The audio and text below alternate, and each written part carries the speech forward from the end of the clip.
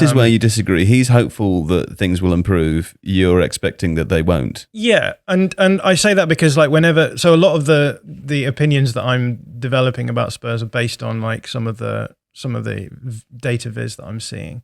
And that's not to say that I don't agree that if Spurs change that they'll get better. Like that's just true. But I think as things are at the moment, the big question is, are Spurs just sort of breaking the model? So they simply, because they've got that front three who are just probably the most elite three in, well, I'm not going to say something like that, but they're very good. PSG exist. So yeah. Well, I was going to say in the Premier League, but like they are one of the best front threes in the world, certainly at playing without the ball that much.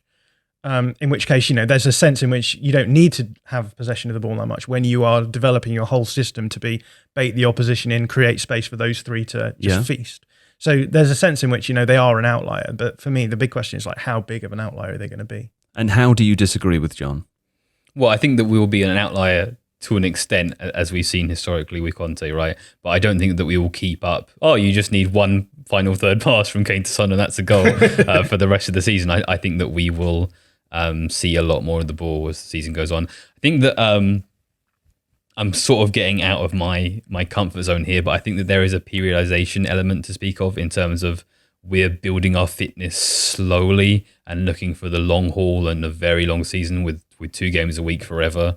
And we've also sort of been coming on late in games a lot, getting really sharp around the 80th minute. You said something interesting on the extra inch the other day, that whilst you haven't been pressing very much so far, the upside of that is that presumably you would think you might have a bit more energy come the end of the season when other teams are running out of steam.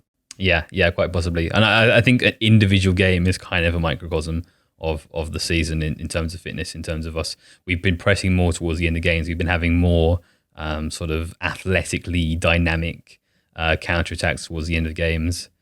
And those new purchases who haven't seen a lot of the pitch yet, developing, coming into the game, should